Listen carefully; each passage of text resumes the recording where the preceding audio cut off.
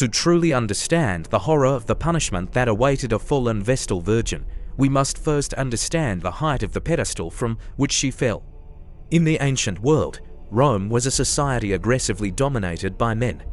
It was a patriarchy in the strictest sense of the word. Women were legally the property of their fathers and then, upon marriage, the property of their husbands. They had no voice in the Senate, no vote in the assemblies, and very little legal standing. They were defined almost entirely by the men they belonged to. But there was one exception, one glittering, untouchable anomaly in the Roman system: the Vestal Virgins.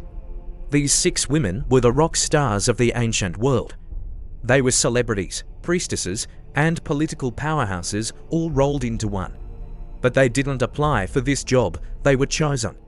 Between the ages of 6 and 10, girls from the noblest, most aristocratic families in the city were brought before the Pontifex Maximus, the high priest of Rome. It was a traumatic separation. The high priest would take the girl by the hand and speak the ancient ritual phrase, "I take thee, a mater." In that moment, she ceased to belong to her father. She ceased to belong to her family. She became the property of the goddess Vesta. Her hair was cut off. She was dressed in white robes. She was taken to the temple of Vesta in the Roman Forum, the beating heart of the city. For 30 years, she would serve the goddess of the hearth. Her primary job was simple in concept but critical in execution. She had to keep the sacred fire of Vesta burning. The Romans were a deeply superstitious people. They didn't view this fire as a mere symbol. They viewed it as a tether. They believed that this fire was tied directly to the fate of the empire. As long as the fire burned, Rome would stand. If the fire went out, the protection of the gods would lift, the legions would fail, and the city would fall. Because they held the safety of the universe in their hands, the Vestals were granted power that no other woman could dream of. They answered to no man. They could own property, manage their own money, and write their own wills, rights that regular Roman women would not see for centuries. Their word in court was accepted without an oath, a privilege usually reserved for the highest magistrates. They had the best seats at the Colosseum, right next to the emperor's box. Even the consuls, the highest elected officials in Rome, had to step aside and lower their fasces, their bundles of rods, symbolizing authority when a Vestal walked by. They possessed the power of life and death. If a prisoner on their way to execution happened to lock eyes with a Vestal Virgin in the street, that prisoner was instantly pardoned. No questions asked. The Vestal's presence alone was enough to wash away guilt. They were holy. They were untouchable. They were the luck of Rome. But there was a catch, a terrifying, non-negotiable catch. The Romans believed that the Vestal's body was literally the physical embodiment of the city walls. As long as her body remained untouched, the walls of Rome would remain unbreached. They had to remain chaste for their entire 30-year term. The word virgin wasn't just a description. It was a job requirement upon which the survival of the state depended. If a Vestal broke her vow, she committed incestum, or sexual impurity, wasn't just a sin. It was high treason. It was viewed as a tear in the cosmic fabric of the world. It meant the walls of Rome were vulnerable to barbarians, to plague, and to fire. And the method of fixing this tear was one of the most psychologically terrifying rituals in human history. The story of how this ritual was applied in its most brutal form takes us to the year 91 AD. The emperor is Domitian. History often paints Domitian as a villain, paranoid, cruel, and obsessed with his own power. Unlike the emperors before him who tried to charm the Senate, Domitian openly despised them. He saw himself not just as a ruler, but as a moral censor, the censor perpetuus. He believed he was the man appointed by the gods to clean up the filth of Rome. He was obsessed with make Rome pure again. He revived ancient, forgotten laws to punish adultery and immorality among the aristocracy. But by the year 91 AD, Domitian had a problem. The empire was shaky. There were military struggles on the borders in Dacia, modern-day Romania, where Roman legions had suffered embarrassing defeats. The people were restless. In the ancient mind, when things go wrong politically or militarily, it isn't viewed as bad strategy or poor logistics. It is viewed as the anger of the gods. The Pax Deorum, the peace of the gods, had been broken. Domitian needed a reason why, and more importantly, he needed a scapegoat. He needed to prove to the people and the army that he was pious enough to make the hard choices to save Rome. He looked toward the temple of Vesta, and his eyes landed on Cornelia. Cornelia was not a young novice who had made a foolish mistake. She was the Virgo Maxima, the chief Vestal. She was an elderly woman, dignified and respected, who had dedicated her entire life to the state. She had served her mandatory 30 years and had chosen to stay on to teach the younger girls.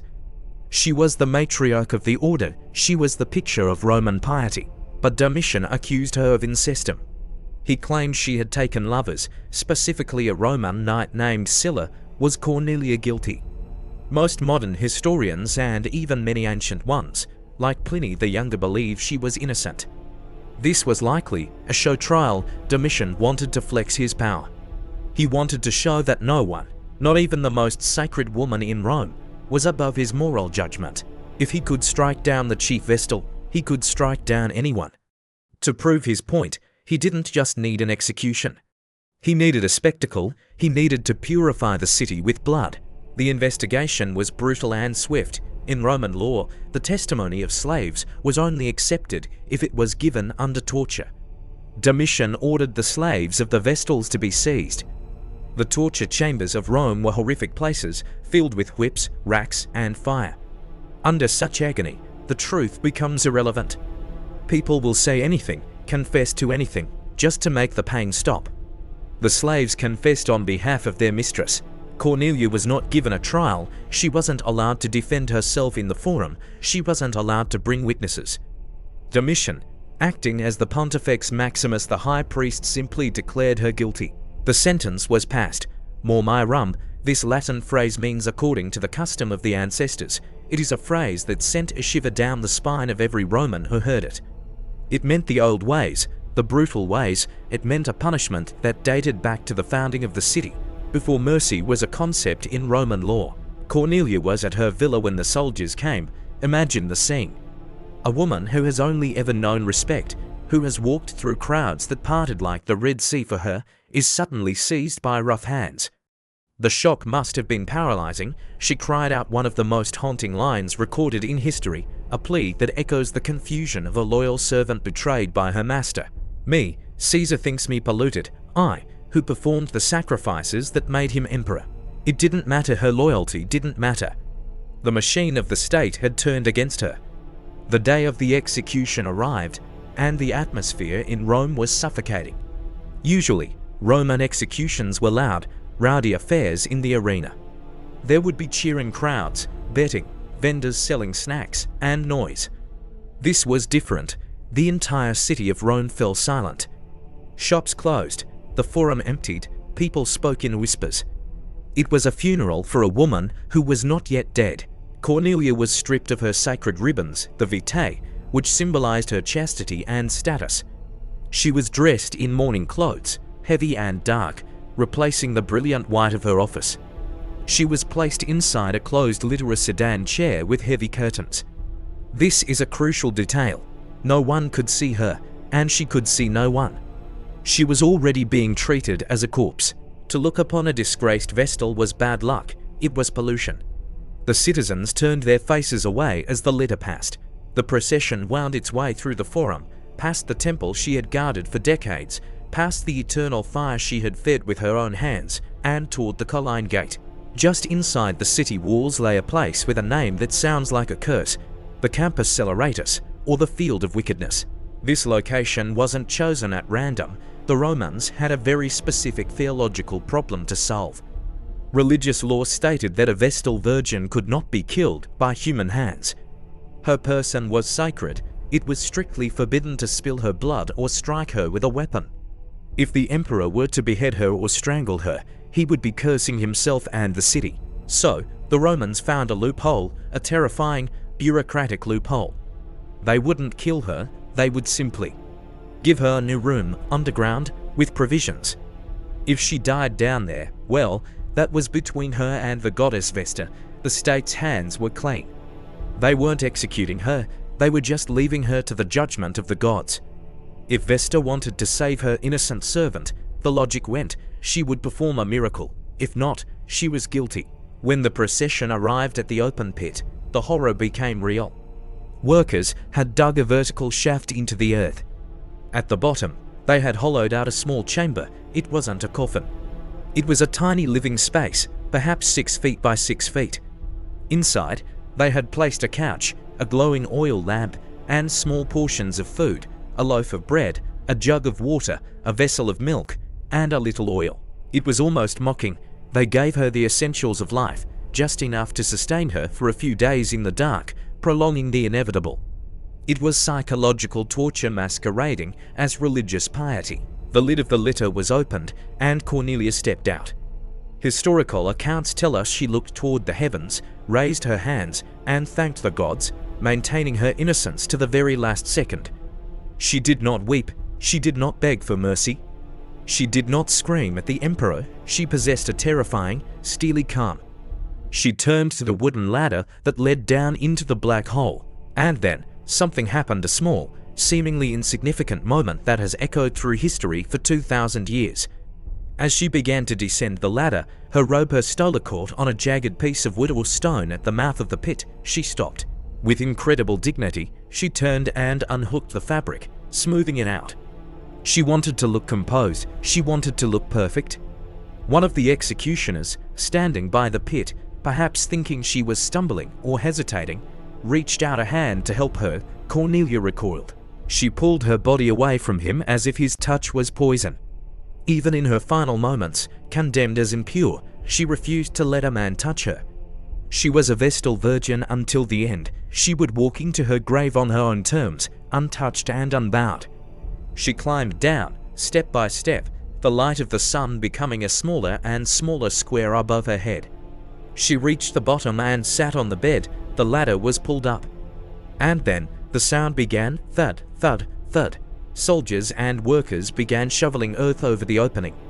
It wasn't just a lid. They filled the shaft completely. They piled earth until the ground was level with the rest of the field. They tamped it down. They wanted no trace, no grave marker, no place for her family to mourn. The goal was damnatio memoria, to erase her from memory. As the last shovel of dirt fell, the noise from above would have become a dull thrum, and then silence. Cornelia was alone. Let's try to empathize with what happens to the human mind in this situation. This is the part of history we often skip over, but it is the most human part. We need to go into that room with her. First, there is the denial. You sit on the bed, you drink the water. The lamp is still burning, casting dancing shadows on the dirt walls. It feels like a room. It feels like a timeout. You tell yourself that maybe this is a test. Maybe they will dig you up in the morning. But then, time begins to distort. How long has it been? An hour? 6 hours? A day? Without the sun, the human circadian rhythm collapses. The silence is deafening. You can hear the blood rushing in your ears. The air begins to get heavy. The flame of the lamp consumes the oxygen, the same oxygen you need to breathe. As the oxygen levels drop and the carbon dioxide levels rise, the physiological effects kick in. You start to feel drowsy. A throbbing headache sets in behind your eyes. Your limbs feel heavy, like lead. Your heart hammers in your chest, panic fighting against lethargy. Do you blow out the lamp to save the air? If you do, you are in absolute darkness, a darkness so profound it invites madness. If you keep it burning, you are killing yourself faster. Cornelia, the woman who spent her life tending the eternal fire of Rome, now watched her own private fire flicker and die. Intense cartoon illustration. Cornelia watching her small private fire flicker and die, symbolic contrast to eternal fire of Rome, dramatic shadows and warm light fading. Expressive animated face reflecting despair and irony, cinematic framing emphasizing emotional and psychological weight. Eventually, the thirst becomes unbearable, the hunger gnaws. But it's the lack of air that likely claimed her first. It is a slow, sleepy death, a drift into unconsciousness. A sleep from which she would never wake. She was the guardian of the flame, and she died in the cold dark, buried by the very city she had sworn to protect. And what of the man? What of Scylla, the supposed lover? While Cornelia was being buried alive, Scylla was dragged to the Comitium, the open-air public meeting space in the Forum. His punishment was different, but no less brutal.